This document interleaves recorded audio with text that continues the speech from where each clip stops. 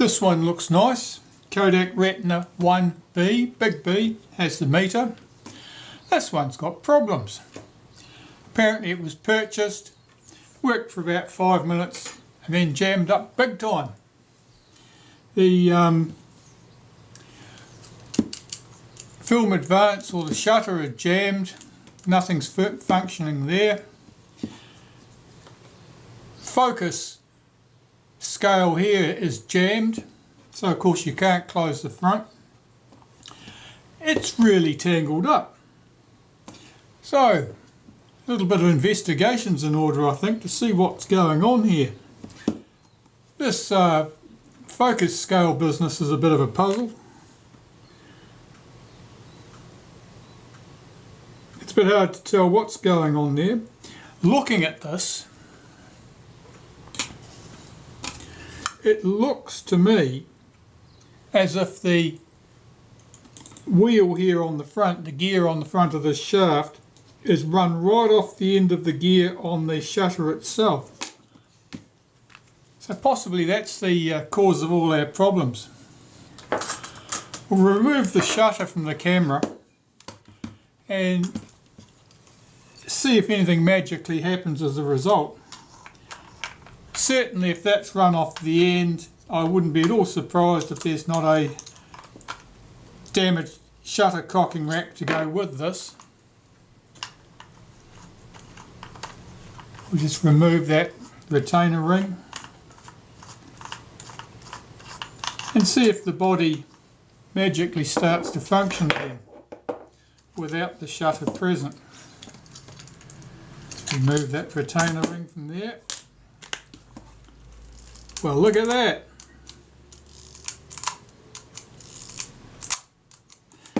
And can the focus? That is stiff. Now that's stiff from dried grease. There's nothing mechanically blocking that action. That's just gummed up with dried grease. So the body's functioning. Let's have a quick look at the shutter. Now, that rack is jammed right round at the end of its travel.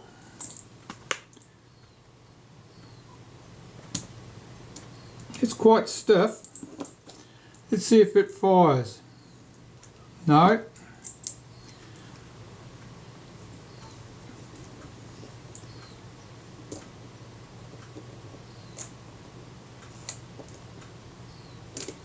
Yeah, I'll just cock that, not in the approved manner.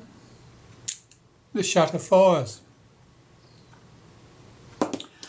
Right, let's put the shutter that works back on the body that works and see if this will go. Getting the timing right here, of course, is tricky. All that focus is stiff. I think that curved rack looks like the teeth are a little bit unhappy. Ah, shutter, I heard a nasty click. That sounds like the cocking rack jumping a tooth. So I'm fairly sure we do have a problem at the top of the camera, and that was probably the key problem. So let me just put my shutter to one side, because we don't need to deal with that immediately, and open up the body. That was interesting.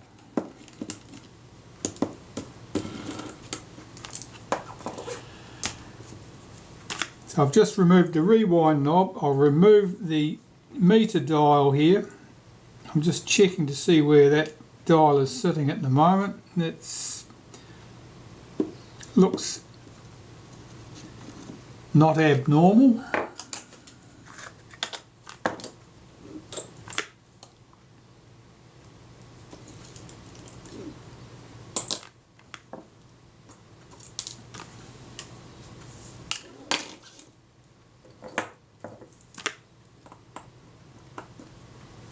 Two screws at this end.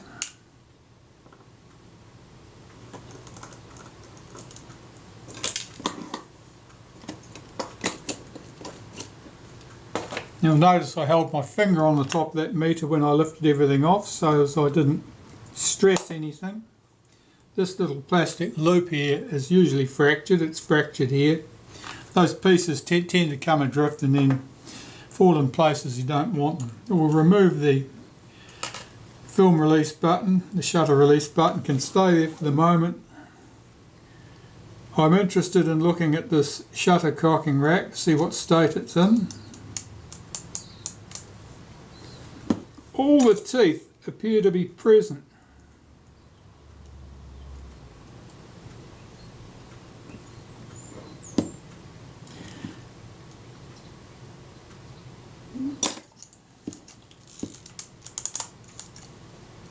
So our clicking sound that we heard when I went to cock the shutter, I wonder whether it was something to do with that gear or the curved rack in the shutter.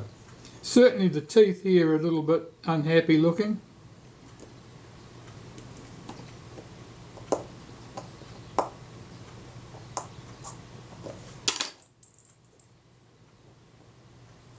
And there's more resistance there than I would normally expect.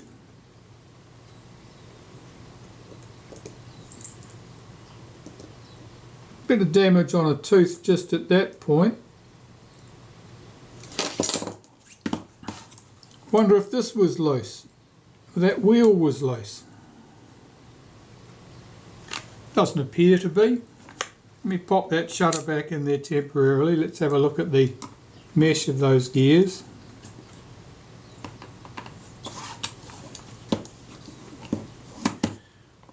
Let's crank it forward a bit so I can see what's happening.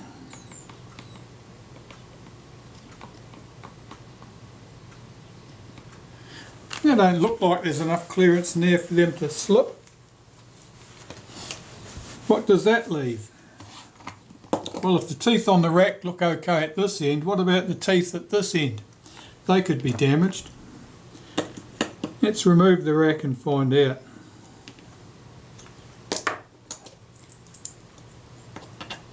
Certainly if the rack teeth are damaged and it jumps a tooth,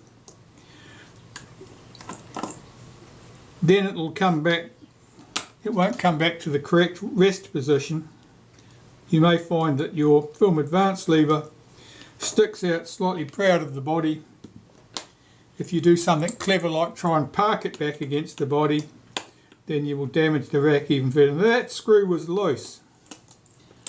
Now with that screw being loose suggests to me that the rack would be free to float up and down at this end. And floating up and down at that end is a great way to damage the rack. And the teeth here, yeah, they show they're chewed off. It's not ridiculous, but they're certainly chewed off and damaged at this point, which suggests that our root cause for the problem could easily be that screw was loose and it allowed this rack to lift upwards on the gear on the other end of this transfer shaft, and as a result that's what's caused that tooth to skip. Well, I'll strip this camera down, clean everything, put everything back together. Once I have it all apart and cleaned, I'll check this rack more closely than I currently can. It looks to me like these teeth are damaged. Once they're clean, I'll have a much better idea, and it'll let me know whether that rack's ever going to be fit for reuse or not. But the focus on here is incredibly stiff. That grease is dried right out. If the grease is bad there, chances are the grease on the film advance shaft and anywhere else isn't just as bad a shape. So this camera certainly needs to be stripped and cleaned. Looking at this at the moment, I think that our key problem is the shutter cocking rack, and it's very likely that once everything's been cleaned and functions as it should, that a new shutter cocking rack in the camera will be good to go. I won't bore you with the entire job of stripping this camera down and servicing everything, because I'm not expecting any surprises here now. But Once I get it back together to the stage where we're looking at this piece, and I'll be checking the function of things very carefully. Well, it might only be a couple of minutes for you, but I've been busy. The camera is now back together, the focus is nice and smooth, the camera opens and shuts nicely, film advance is smooth, as you can hear the shutter cocks and fires, no problem at all. So the cocking rack, I looked at the teeth on the cocking rack and they showed some distortion, but they were by no means a bad example. What I think happened is that this screw here on this bracket had come loose. It wasn't very loose, but it doesn't need to be. That allows this bracket to lift, which allows the cocking rack to lift slightly on the pinion on the end of the transfer shaft.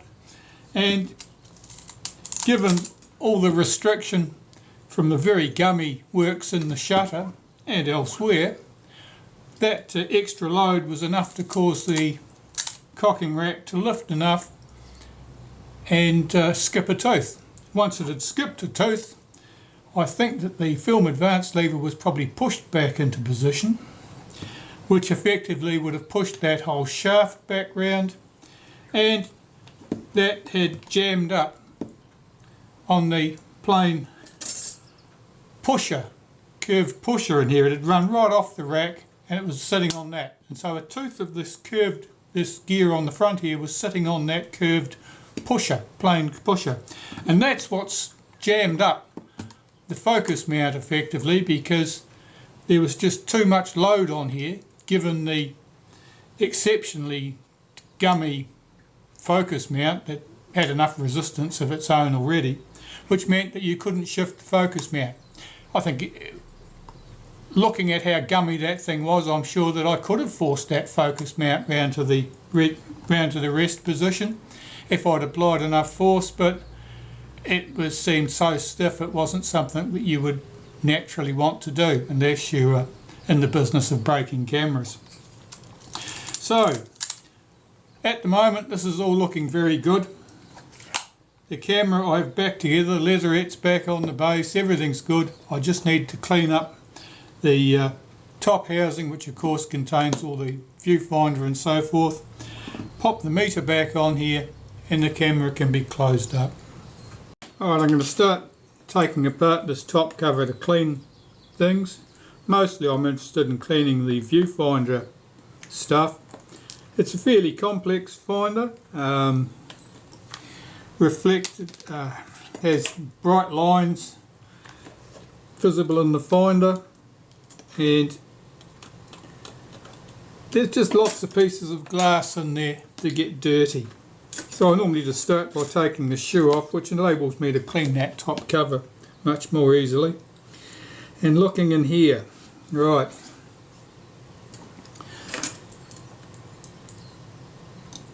now this clamp here holds these front lens components in place. This is similar to the viewfinder on a Retinette 1A, but not quite the same.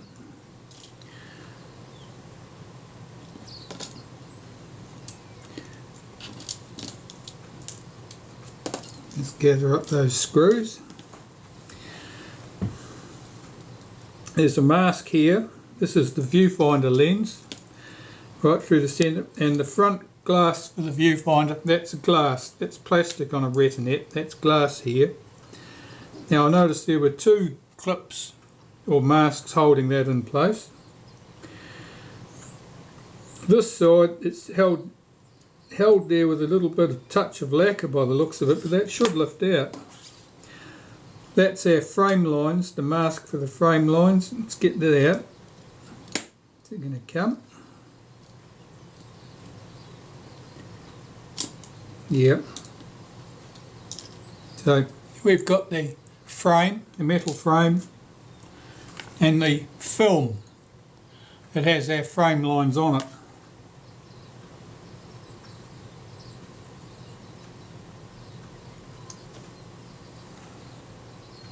I'm just looking to make sure that it's not broken up, that there's no scratches on there, otherwise you'll find that you have more frame lines than you really want. And in here we have a spacer in here. This diffuser in here, and a plain piece of glass which sat at the front. So on this side it would have been arranged so you had a plain piece of glass right at the front. We would have had our thick frame went in there like that. Behind that we'd have had our diffuser.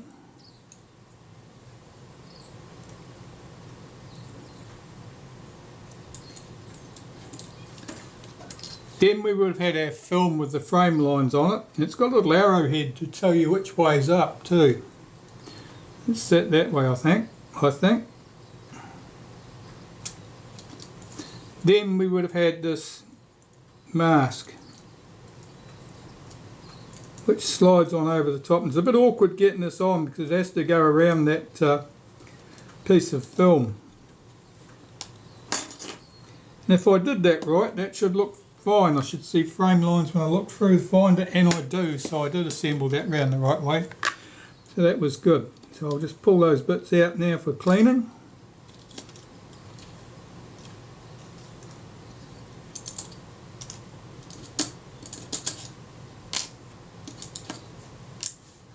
Okay, at the back we've got a little mask down here at the back which needs to come out. Now watch it when you remove this mask. There's a glass lens in there. Here. I'll tip that forward, see if I can pick it up. Now, it's convex to the front, concave slightly to the rear. It might be flat, but it's certainly convex pointing to the front.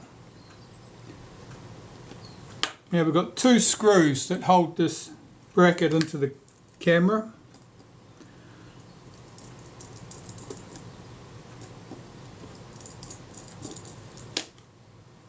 Be careful getting those out. You don't want to damage the mirrors that are in this piece. And this should lift out. There's a little metal mask in there. I'll just lift that out from the back. That's what the eyepiece lens was sitting in. And this will lift out. So I've got my frame counter spring still attached. Let me unhook that. That's better. Here we go. So here we've got a front surface mirror here, and we've got a semi-silvered mirror here, and we've got a lens in here. Now I'm going to clean this all of it as a unit in the ultrasonic cleaner. The silvered mirror surfaces, of course, I don't want to touch with anything. So a very light cleaning in the ultrasonic cleaner will be okay. This front surface of the semi-silvered mirror, that's plain glass. The silvered side is on the inside. So you could clean it manually, that front surface, if you wanted to, with a cotton bud and some glass cleaner. The silvered side on the inside, no, leave that alone. You're likely to rub the silver off it. And the front surface mirror here, which will give us our frame lines, don't clean that with anything either.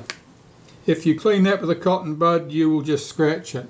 Now, in this case, that's all quite dusty. I don't know whether you can see that there, but that glass is all very dusty, and all that rubbish will probably just clean away nicely in the ultrasonic cleaner.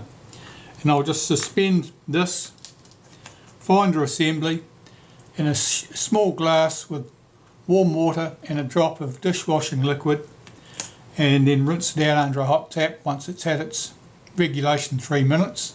Blow it out very carefully and dry it with a hairdryer. And the top cover itself, this is looking quite good. I can see some corrosion around here. Now that's bubbling up in the chrome. That's never going to look pretty. I mean, your choice at this stage is you either leave those green deposits on there of corrosion, or you clean them away and you're going to see the brass through underneath. So you'll be seeing the brass through from underneath. Right, well I better go away and clean that glass. Okay, I've got my top cover clean. I'm just going to clean the viewfinder eyepiece at the back. Now that's a piece of plain glass. The inner one that we removed, that was the lens. This is just a piece of plain glass. So I'm cleaning this inside and out, because you don't want to sandwich any dust between this and that lens at the back of the internal finder assembly. I'm just checking I've got that as clean as I can.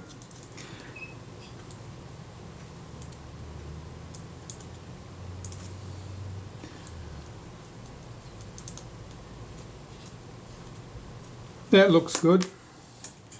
I'll take the opportunity to clean that meter window at the same time. Just using domestic glass cleaner here. Now be somewhat cautious about what you use.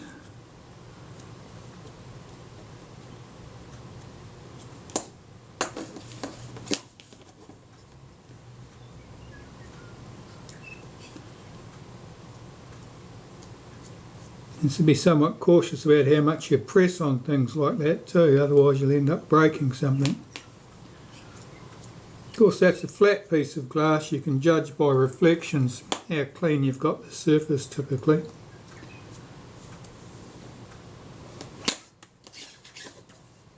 That looks okay. Right, so I can start putting the finder back in here really.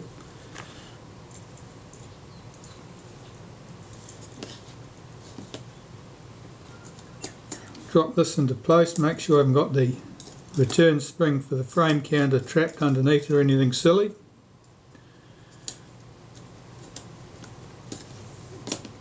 It's certainly doing its best to get in the way. And we've got two fixing screws for this, so I'm just going to drop them in and do them up very lightly. Want a bit of wriggling room to get that rear eyepiece in. So I just want that screw in place really, and its mate.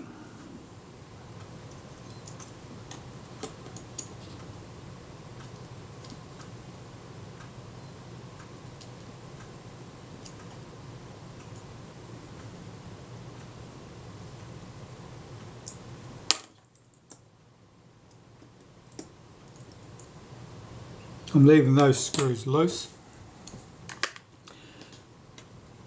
This little round mask here, that goes in the back there, that's going to hold our rear eyepiece lens arrangement. I'll clean that with a bit of glass cleaner and I'll drop that in place. Right, I'll see if I can drop that rear eyepiece glass into position. Just trying to make sure I've got absolutely no dust on it.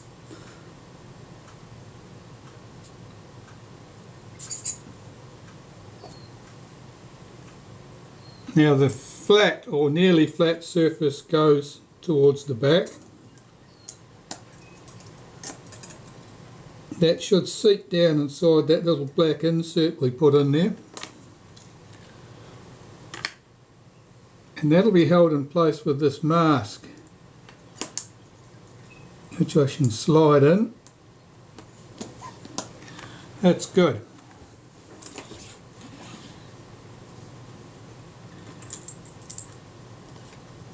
I think I can do up my two screws now that hold this in place,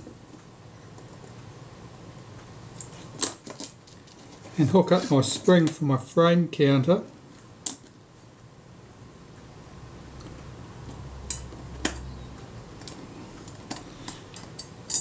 That's a bit awkward getting that spring hooked over.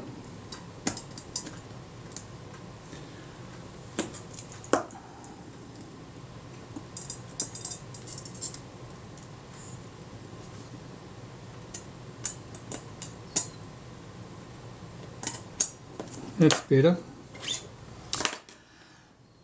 Alright, so the other stuff.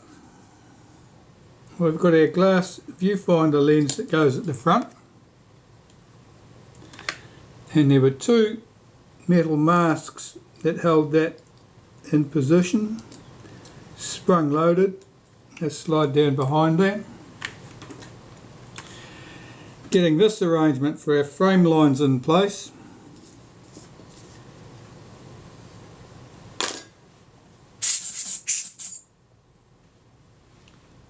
plain glass at the front,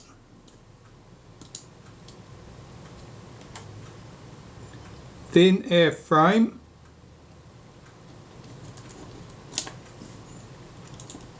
that's the thick frame,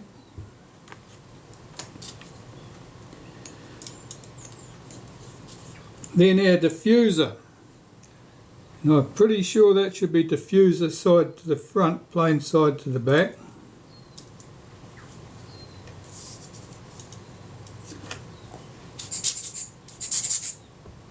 And our frame mask.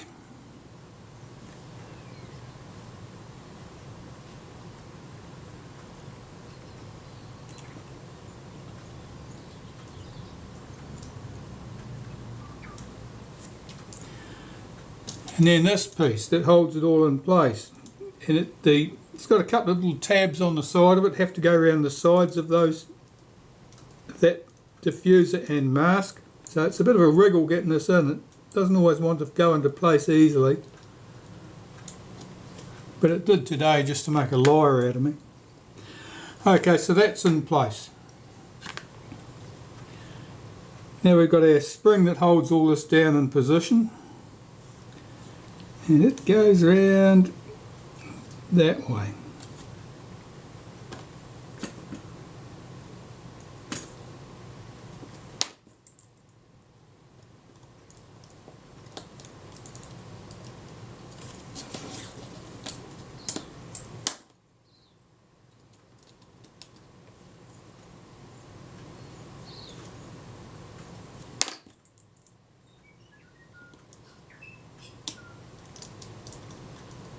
And I'll look through the finder to make sure I put that frame line piece in the right way up so that the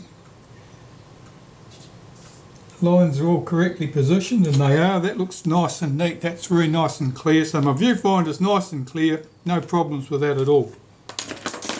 I'll clean this accessory shoe and put it back on the top of the camera.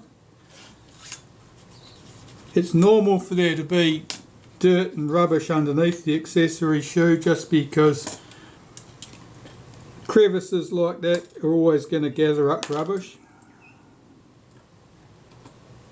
and if anything gets splashed on the camera, you can be sure it'll run straight in there and start corrosion.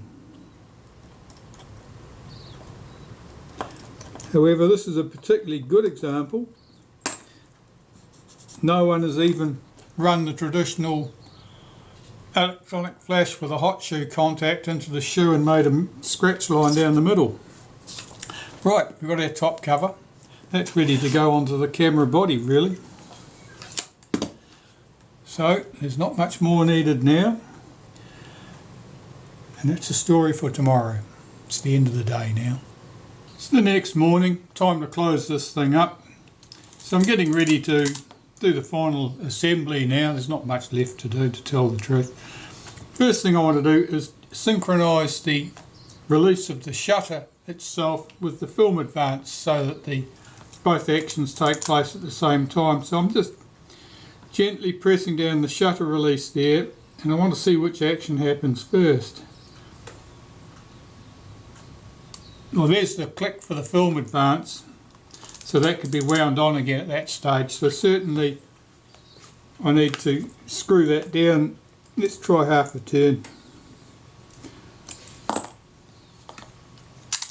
Let's try that again. Ideally, both actions take place at the same point. That's the film advance again. So we can adjust that down. Let's try another half a turn. Let's try it again.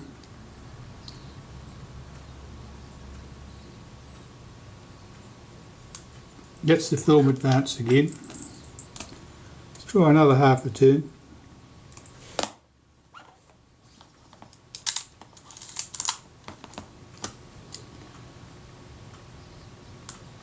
Yeah, it's still the same.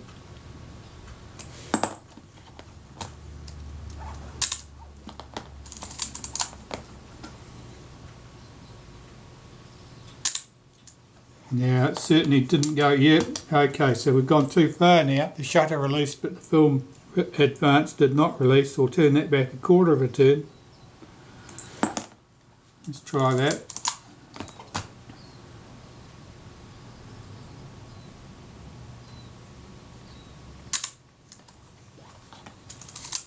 I didn't hear the film release go, but the noise of the shutter probably covered that.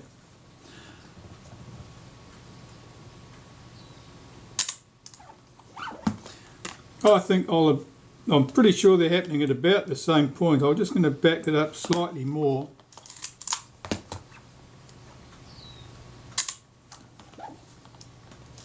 That seems very good to me. I'm quite happy with the state of that. So I can go about closing up the rest of it. What do I want to do? Okay, well I think the first thing I want to do is put a spot of lacquer on that screw head there to prevent any likelihood of that screw working its way loose. Well, that was a messy couple of minutes that you managed to miss. I was taking the top off my nail varnish bottle and it fell out of my hand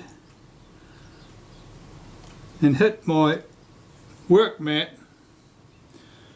and there was red lacquer everywhere.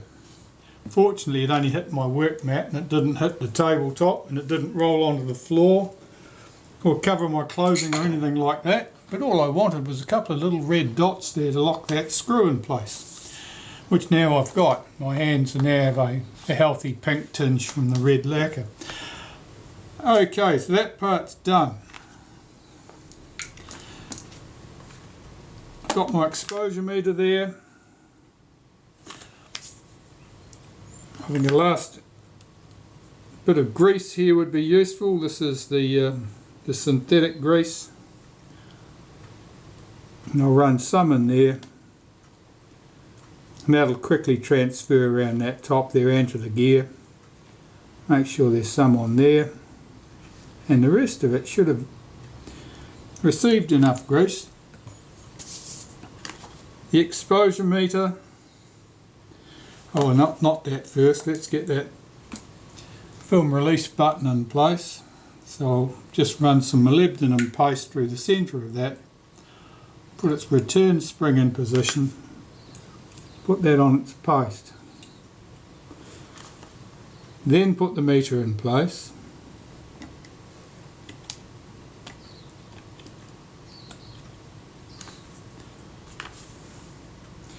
I think that meter window could probably benefit from a clean.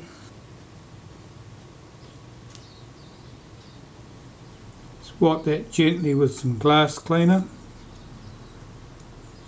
Don't rub hard at that plastic, you'll only end up making it duller than it started off. The shutter release button can go on. And now the top cover can go on.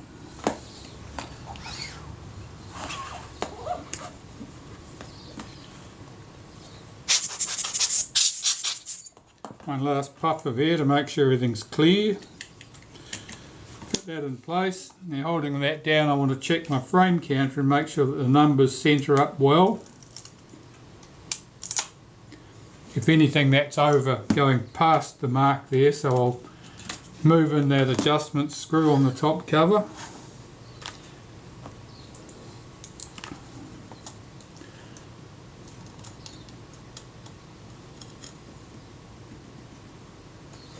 We'll try that much.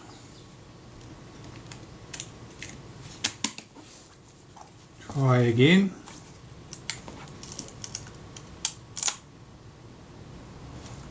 That's pretty good. A little bit more, I think.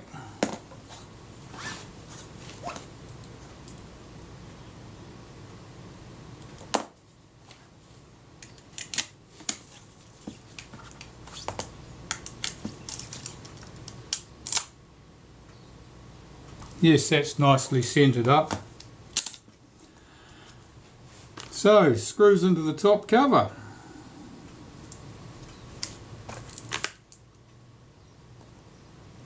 two at the rewind end. These are of course chrome plated screws, having been careful not to mix them up with the nickel plated screws that hold the trim plate on the base of the camera.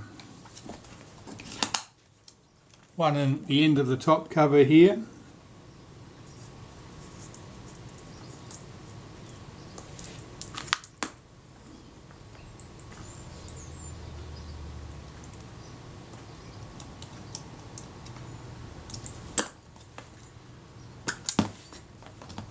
And our rewind knob. Just make sure the centre's sticking up, that's good. Got that black shroud that goes on there, and the rewind knob should just spin on by hand. If I put something through the fork to stop it turning, I can tighten it up with my fingers, check that it moves. It's a two-stage movement, check that moves correctly, that all looks good. Which brings me to putting back the meter settings dial. Here's our dial. There's two pins that come up from the top here. Make sure that they both are in place, otherwise you'll find that you're not in the correct position. There's a wavy washer that goes on here, which should be lubricated with a bit of grease.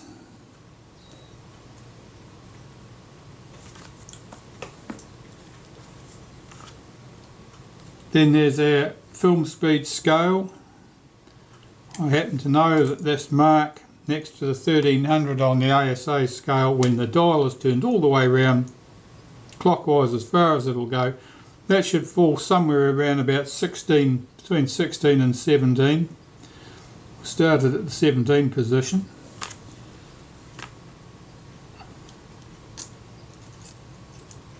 This piece goes on. There's another wavy washer,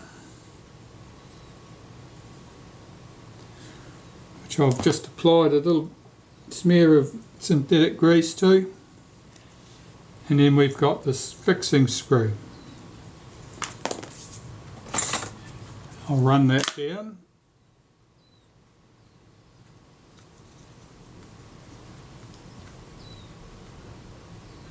And nip it up tight. Don't go mad doing that. All you'll do is you'll loosen up the bush that's on the top of the meter housing, and you'll have a hell of a job getting it straightened out again. Right, well I'll go and check this against my calibrated light source and check the accuracy of that meter. I don't really expect the meters to be accurate, but sometimes some of them still are. The selenium cells have aged, and you know, at 60 odd years old, it's no wonder that they don't produce quite as much electricity as they once did. And of course you can't easily compensate for that, because the output was never a straight line, it was more like an S-shaped curve. Back shortly. Well, that's one of the exceptions that proves the rule. That meter's actually pretty good.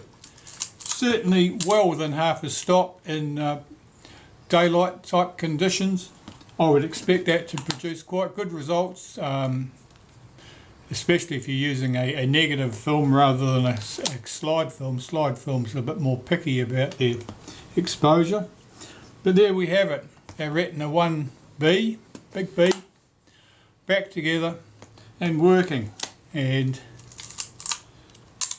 everything's nice and smooth, which is quite unlike the state it was when it came in. So that's just a short one. Thanks for watching.